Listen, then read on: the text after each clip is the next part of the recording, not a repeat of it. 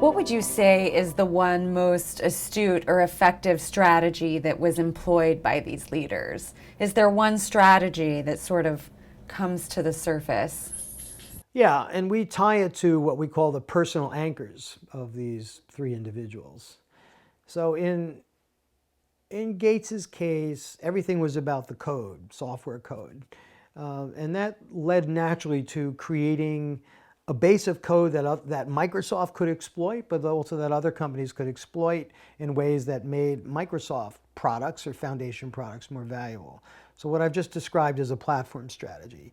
So Gates adopted that right at not in the first days of the company, which was 1975, but in 1980.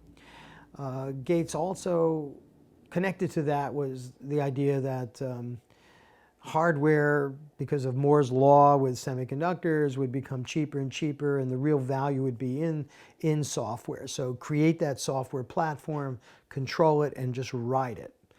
And so that was Gates' strategy, and it came from his background as a programmer. So neither Steve Jobs or Andy Grove were programmers, so it's not likely they would have taken that perspective. For Grove, his central point of view on the world was discipline. So he was a PhD in chemical engineering, and even though he was not a physicist he didn't have a great understanding of the physics of semiconductors and how they would evolve over the next 10 or 20 years. He understood the kind of scientific discipline and engineering discipline that would be necessary to mass produce these devices. So he also understood Moore's law. Gordon Moore, the co-founder of Intel, had hypothesized in 1965-66 that the number of microprocessors on a chip would double every other year with the proper investment.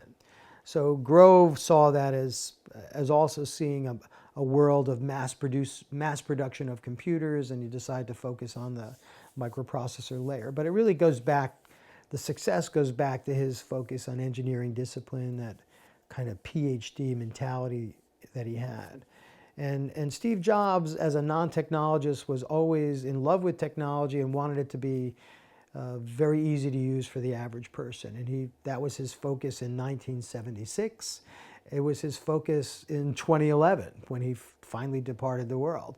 So every Apple device that had any connection or contact with Steve Jobs ends up being a very simple, elegant, easy to use design that you can, there's been some products that didn't work well, but you can always see that Apple design. And that was a culture or a philosophy of Steve Jobs, but it was also a strategy as a company, the consumer product design. So they never went towards the enterprise, they never went towards mass market segments like Intel. They really went after designs and then hoped the mass market would adopt them, and sometimes they did and sometimes they didn't.